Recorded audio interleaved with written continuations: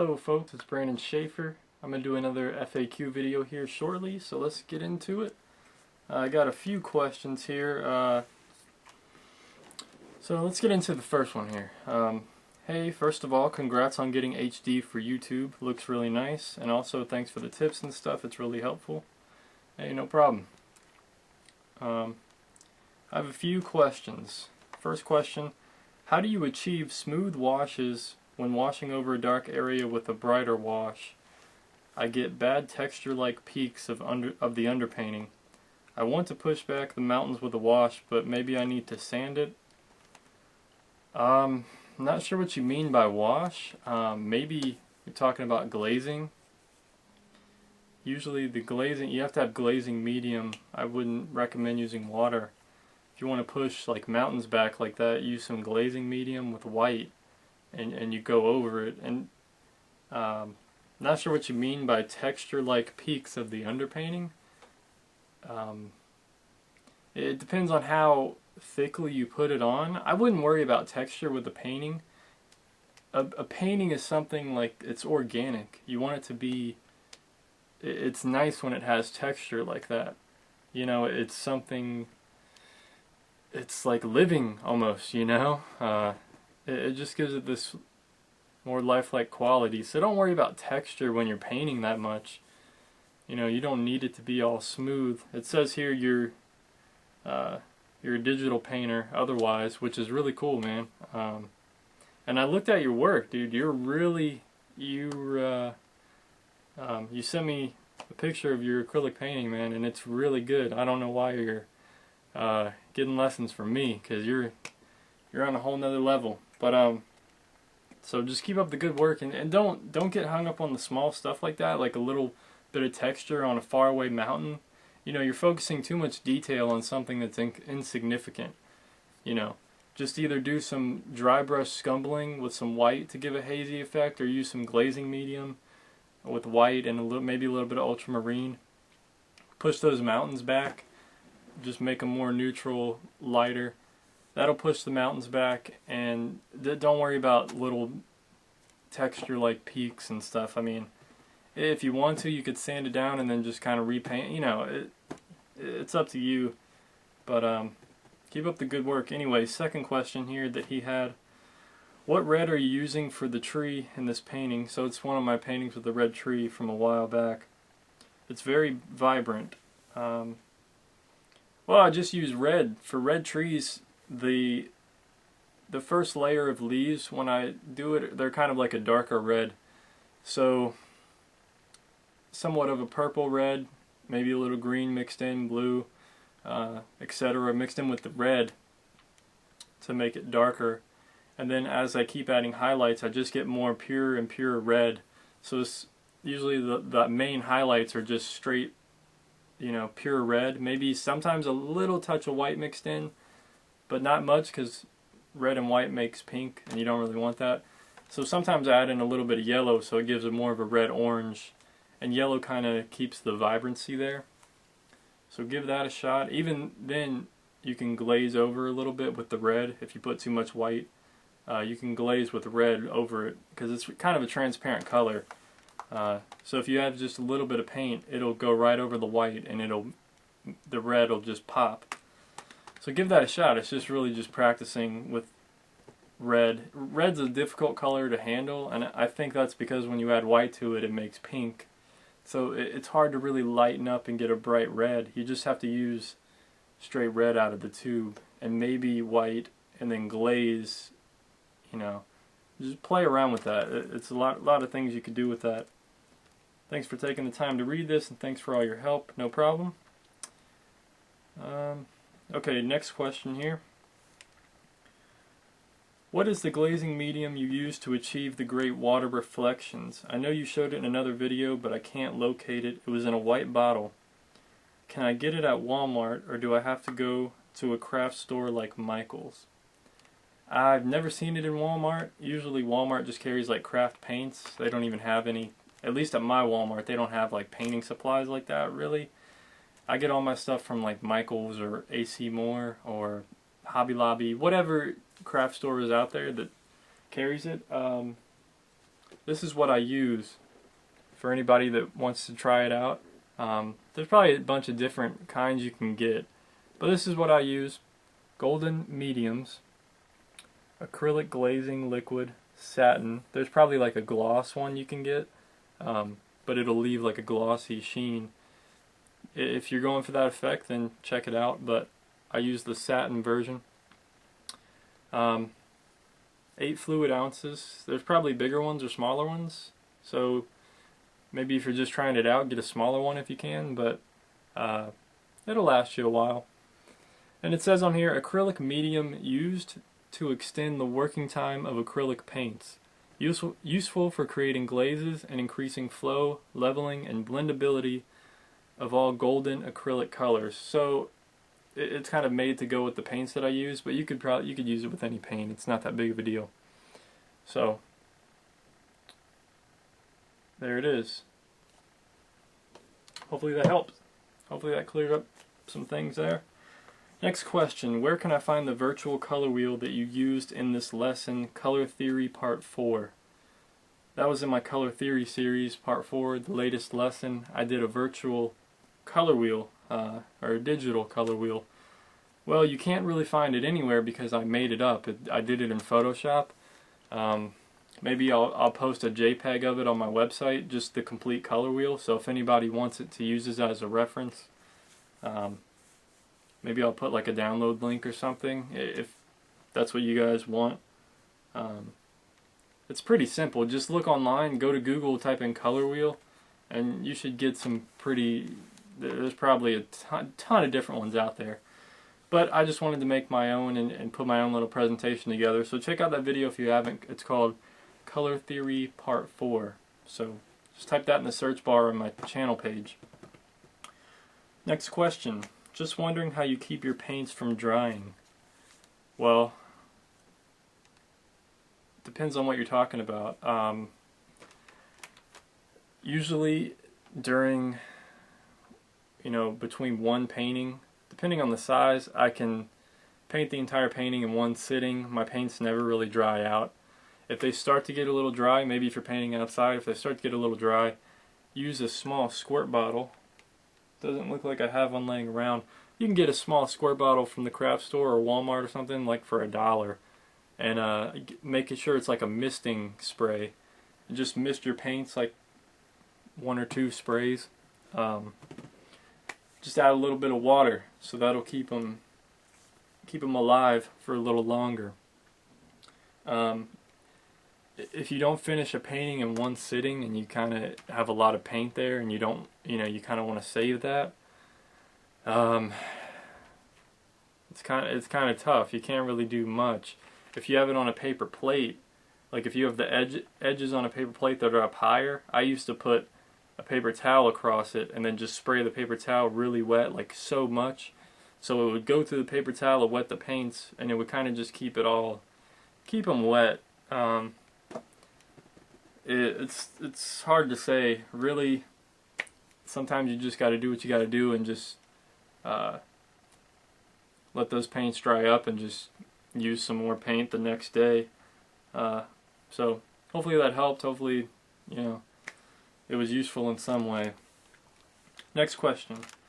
What ways have you found most successful in showcasing, selling, and promoting your art? I've been doing a lot of work for friends, family, and work colleagues, which has all been through direct contact with me or word of mouth, and I'm looking to expand my horizons. Thanks in advance. Okay, well, that's a really good question. Most successful in showcasing, selling, and promoting my work. Well, one thing that I got really lucky with was, and this was last year, my first year of acrylic painting. I really got my name out there. I live in like a small local town, and of course I live in a local town, but but the town, and actually there's a few surrounding towns, and I have paintings in a shop in another state in Maryland. So it's just getting these connections. Try to find. This is what I did. Maybe it'll give you some kind of help. Um, my mom has friends, and they ended up running into people that owned a gallery, and they told them to check out my work. So they ended up calling me, and I showed them my work, so I got into this gallery. And I actually ended up doing some graphic work for them, so that was really great. And then I entered a painting contest last year, a plein air painting contest, and I met a lot of other plein air painters, and I found out they have a group that they usually, one day a week, they go out and paint somewhere. So I hooked up with them, and a lot of them had connections to a lot of local shops around the town, and they told me, hey, try to, go talk to him, maybe he'll let you sell your work in there, and usually they just take like 30% or 20%, whatever deal you set up with them of the sale. So I ended up getting my paintings in like 3 other shops. So I have one in Maryland, and these are all different shops. They're not even connected in any way.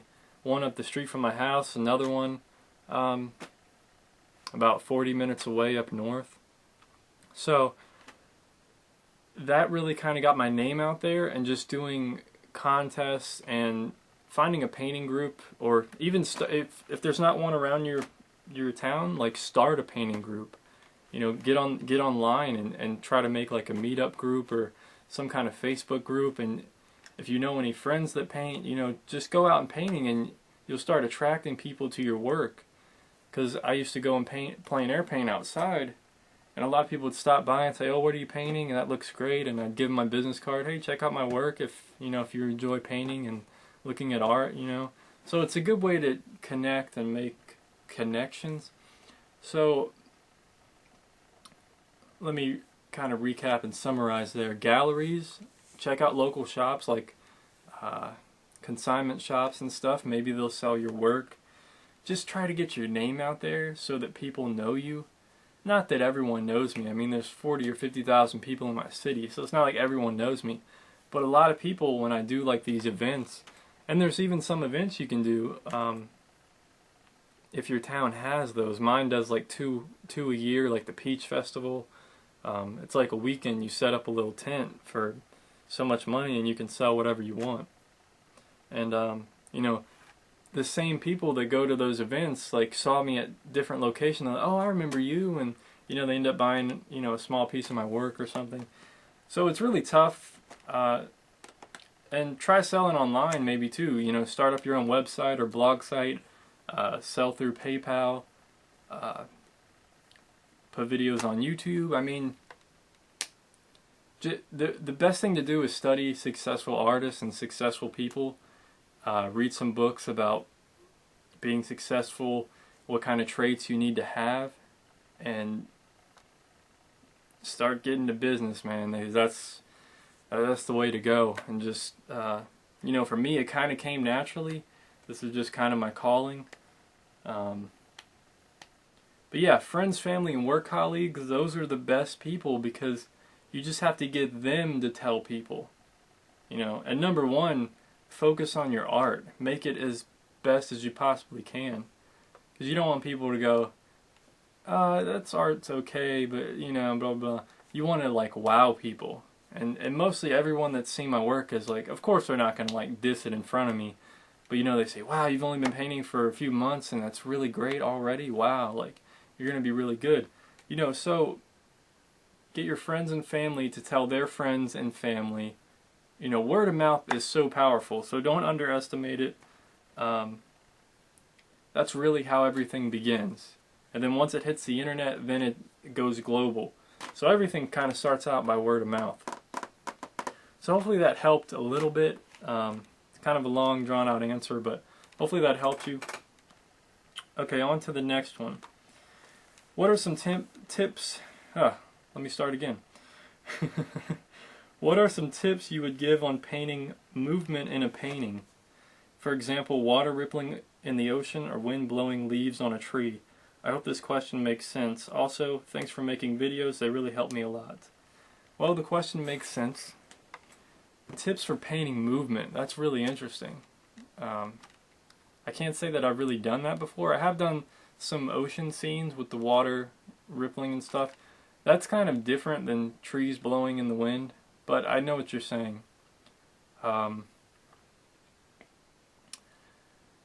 It's honestly, it's kind of hard to explain that without showing it. I may have to do a video lesson on that and kind of experiment with it a bit, because that's pretty cool. I've never really thought about doing a painting of like a tree with the wind blowing, like a windy scene. I've never really thought about that. But to show movement, if you think about it, if you've ever seen a picture taken while there's movement going on, like if I move my hand and I take a picture, my hand's going to be blurry. And it's not going to be like this, it's going to be, you know, in a few places at one time. It's not going to be in one place at one time. So if you're like doing a windy tree scene and the leaves are kind of blowing, some of the leaves are going to be, you're going to have to do some scumbling and give kind of this blurry effect and showing the direction of the movement. Yeah, I'd really have to play around with that, and I would encourage you to play around with that. Just go to Google and look at the images. Type in windy trees or windy paintings, you know, windy tree paintings, and see how other people have handled it. And also study some photography that's has some movement to it, and you'll see that it's a little like blurry, and you can see the movement. That's really all I can say without actually like demonstrating how to do it.